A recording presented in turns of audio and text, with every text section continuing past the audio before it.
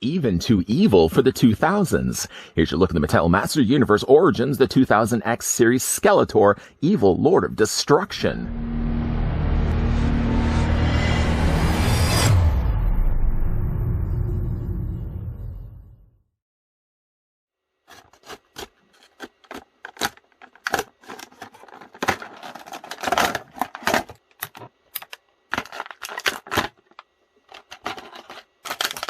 After 16 years, Skeletor broke out of the Mystic Wall and sought revenge on those who imprisoned him. I think somebody's going to have to fetch Skeletor's slippers. His feet are getting cold. Before we get a closer look at the Mattel 2000X series Skeletor, let's grab the tape measure. You know what we do. Let's grab the tape measure just to see how tall the figure stands. Taking it right to the very top of his hooded head, Skeletor from the 2000X series stands about 5.5 inches in height, or that's a figure that works out to be about 14 centimeters tall. For your consideration, here's what the 2000X Skeletor looks like next to the 2000X He-Man, a figure I still haven't honestly warmed up to. I like the look of him, but it just doesn't seem right, the fact that we have 2000X series figures in this size of frame. I actually am more welcoming of the Skeletor than I am of He-Man. There's something, again, about He-Man that's bothering me. Is it bothering everybody else? No? Okay, maybe it's just me. Here's what Skeletor also looks like next to the original Master Universe Origins Skeletor. And we can also move He-Man out of the way. Here's what he also looks like next to the Battle Armor Skeletor. One thing is very apparent between all the three Skeletors is the one in the middle not only has a brand new head sculpt, but slightly darker bluish skin as well. Making our way over to the mini-comic, as that's one of the things that come included with the 2000X series Skeletor. Sadly, though, for Skeletor, it seems as if the dog has gotten to it. Perhaps the blade was a little bit too close to the packaging. One of the problems with these mini-comics is they're awfully close to the packaging that contains the figures. So if you're not too careful, especially if you do it on camera, everybody will catch the idea that you've actually nicked it. And it looks like I've done such a thing with a poor mini-comic here. The whole side has been completely shredded. The dog looks like it got to it. Luckily for me, at least, I've already done these two figures before, both He-Man and the Pighead, all come included with the exact same comic, so we can pretend like this never happened. Never happened. Instead, what we can look at is the clean, pristine comic that says The Horrors of Pighead. And there's the 2000X series Skeletor, there's He-Man and Sunman up in the top corners. Inside the comic, because I did, again, order this online, I'm at least blessed by the idea that they put word bubbles in there, so I know exactly what's going on. Nice artwork once again. Colored very well too, and then advertised again on the back are all the new characters for 2022. The only one left out of the mix right now is the Mantenna, which we will be looking at in an upcoming video. I still am advocating for Pighead. Don't let Pighead be a peg warmer. Whee! Let's move that to the side. Okay. On to the accessories now that come included with Skeletor. The first of which the figure comes included with is his Havoc staff. I don't know why that's not focusing. There we go. The Havoc staff itself, just to bring in the one that came included with the original Skeletor, seems to be identical. The only thing I would see, at least from my own eyes, is the fact that the lighter color of purple was definitely present here for the original Skeletor's Havoc staff, and more notably darker purple on the new Skeletor's Havoc staff. This, of course, matches better with his outfit. If you were to put, say, this Havoc staff with Skeletor, yeah, you could still carry it around, but people wouldn't be able to say that he's matching his accessories to his outfits. That sometimes seems to be a thing. I don't know why. Anyways, though, the Havoc staff's, short of the coloring, is exactly the same. You can go ahead, because the figure does have two gripping hands, take the Havoc staff and put it in one of his hands to then free up the hand for the next accessory. Figure comes included with his sword. It's a really neat looking sword. In fact, I actually like Skeletor's sword a lot more than He-Man's. Where did I put He-Man's sword? I'm just looking off to the side. Oh, it's underneath everything. There it is. There it is. Here's the He-Man power sword. Skeletor's sword, I feel at least, is the cooler of the two. It also has some additional glittering to it that wasn't on the present original He-Man sword. Much cooler looking sword, and I can get behind the idea that Skeletor would have a neater looking sword. I mean, He-Man should really have just a more classic power sword. This was a little too busy for my liking, and this, of course, can also fit into his hand. The thing with the sword, though, is that the hand, I don't know if you can actually see it, holds on to only one of the handles. Don't try to put both handles in his hand. It ain't gonna work, Jack. You don't mind if I call you Jack, right? Oh, apparently you do. Okay. So yeah, you can get both the weapons in his hand. Does make the figure a little bit more front heavy, but he does actually have the means to wield both accessories. Go ahead and do that right now to remove both of the accessories. Put those to the side. And getting a closer look now at 2000X Skeletor. I'm giving this guy the pass. And why? I don't know why I'd be giving him the pass when I really failed He-Man for not living up to what he was supposed to be. Yes, 2000X Skeletor should still not be in this kind of body, but I can get behind at least this Skeletor being a cooler looking figure. Again, a bit biased, I don't know, but here's to bring in the 2000X series He-Man to show you the difference between the two that's using, of course, the same bodies. In fact, they're actually using the same bracelets as well. I just don't know. I don't know if I like the 2000X series He-Man. I welcome it, though, for Skeletor, because at the end of the day, it's still a neat-looking Skeletor. Also, again, to bring in the original Skeletor. Once again, the bodies are much lighter on here, the original Skeletor. It seems like the top armor is the same. The only thing they've done differently, other than darkening the color of the purple plastic. But they've also painted in the middle gemstone here between the crossbones, which wasn't there present on the original Skeletor. So if you were to look at it just simply from the top half, minus the head sculpts, the bodies are exactly the same. This Skeletor also does have the bracelets. The original Skeletor did not, and the original Skeletor also had the little side arm fins. The skirting down below, though, is one thing that does change between the two figures. Skeletor definitely has a more adorned-looking skirting, whereas Skeletor had a little more simpler of a skirting here in the front. It also attaches onto the back of the figure a lot better. This older Skeletor, I'm going to have to tighten it up. It's way too loose here on this figure.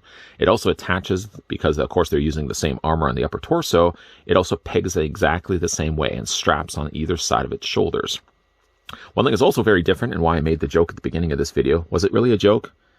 Someone would argue and say no. One thing, though, is while it is sharing the same feet, the 2000X Skeletor didn't wear booties. He wore leg guards, but he didn't actually have boots. So what you actually saw was what his feet looked like underneath. So if you thought, well, those are just some weird-looking boots that Skeletor wears, the proof is in the pudding that those are his actual feet underneath the boots. Pretty tight to those boots, if you got to imagine that they're using the same sized feet. But at least in this case, it seems a little out of place to see Skeletor not having the bottom of it painted the same purple. It does still have the peg holes on the bottoms of his feet. It's a really neat-looking Skeletor. The thing I would almost have said on top of that is I wish they could have made the point a little bit more protruding here in the front of Skeletor's face and have the point sticking a little bit further back. Other than that, though, it's a nice-looking figure. You probably may be asking yourself as well, can you remove the heads? Of course you can. Are you new here? You can remove the heads for the Skeletors. The thing about it, though, is if you are to remove it and replace it, let's just say you want to have a cooler-looking Skeletor, because the original one was terrible. If you wanted to swap it out, you'll notice right away that the purples don't match up. You could, yes, swap out the armor. Take off everything on Skeletor here, put it onto this Skeletor if you want to have the lighter blue body. I think if you're going to go through all that work and effort, it probably would just make more sense just to keep this head sculpt on that body instead. One last thing to also show you guys as well. Because they are universally swappable, let's just get Skeletor here to stand. We're going to put the silly-looking Skeletor face. Who thought that was a good idea? Put that on top of the regular blue body. So it is, yes, swappable. Let's never speak of that again. Popping the heads off once again. We're going to put Skeletor and his decapitated head to the side.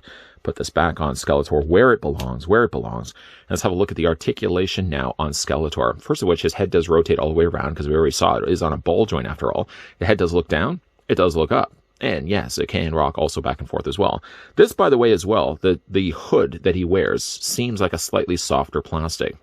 If you thought, for example, that you could peel the face off, like, let's just pop that off for a second. You can see actually inside the head, the cavity, there's no way of actually taking the hood off. It's part of it. It's married to that face. So you can't just take the face and leave the hood behind.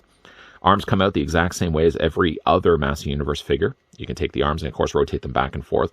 The tops of the shoulders are softer plastic, so it does at least allow you to rotate the arm all the way around. Things do get a little on the more tighter side, but yeah, you can do at least. Arms rotate back and forth. There is that same single hinge that also allows the elbows to bend. Hands rotate also all the way around, and hinge also back and forth. A simple swivel is all you get for Skeletor. However, though, his legs do split out. You can take the legs and move them forward and back. Mild swivel just at the top of the thigh, more the way it was just assembled. You can bend, of course, the knee, you can rotate the lower leg, and you can hinge the feet up and down and ankle pivot them too.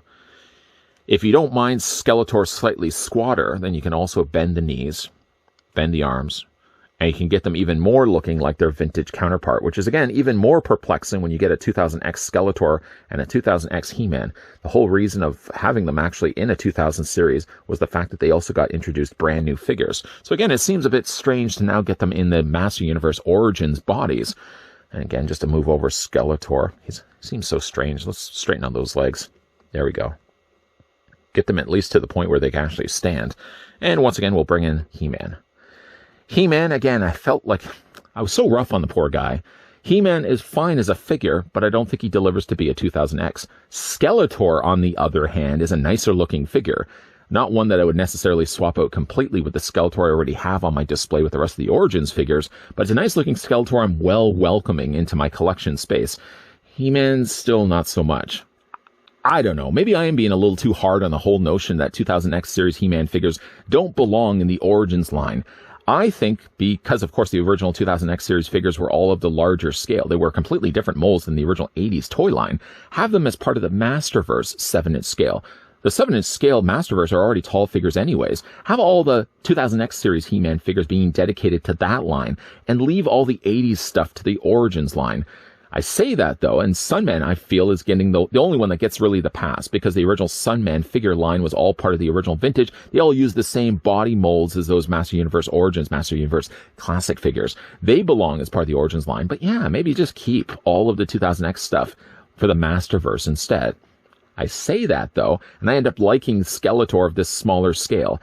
The He-Man, I know I was pretty hard on He-Man, but Skeletor actually looks pretty cool of this size. The one thing that's also beneficial of having Skeletor now as part of the 2000X series incorporated into the Origins line is that we already technically did get ourselves a Lords of Power Merman. What's interesting about that Merman, not only is that the way that his original prototype looked, but that 2000X series Merman also looked exactly like the Lords of Power Merman. So if your Merman is now sort of out of place, doesn't feel like he belongs with the rest of the Origins line, move him on over, and have him display with the 2000X series Skeletor instead. I wonder, though, if Mattel has any plans to release any more 2000X characters from the Master Universe cartoon as part of the Origins line. I'm still going to pick them up, but I feel like they belong better in the Masterverse 7-inch scale, and leave, again, all the Origins stuff for all the stuff that would have been back in the vintage 80s toy line. What do you guys think? Let me know. Let's digest this. Let's sit down with a cup of coffee, and maybe you don't drink a cup of coffee. Let's sit down with a beverage and discuss. How do you feel when it comes to 2000X series characters? Do you think that they should be all part of the Masterverse line because, of course, those figures were taller anyways back in the day? Or do you think that there's still a place for them in the Origins line? Let me know down below in the comments section. And as well, if you enjoyed this video, hit with a like. If you're loving the content you're seeing and do want to certainly stick around for more, then make sure you hit the subscribe button down below and turn on the bell notification. And while we have wrapped up things for the 2000X series Skeletor, we're going to go back to at least the original 80s toy line, because the next figure we're going to be looking at and finishing up the rest of this wave will be Mantenna. Some would say is the pickup of this wave. Time will tell. Certainly stick around for the review of him. And as always, guys, thanks for watching. See you guys next time.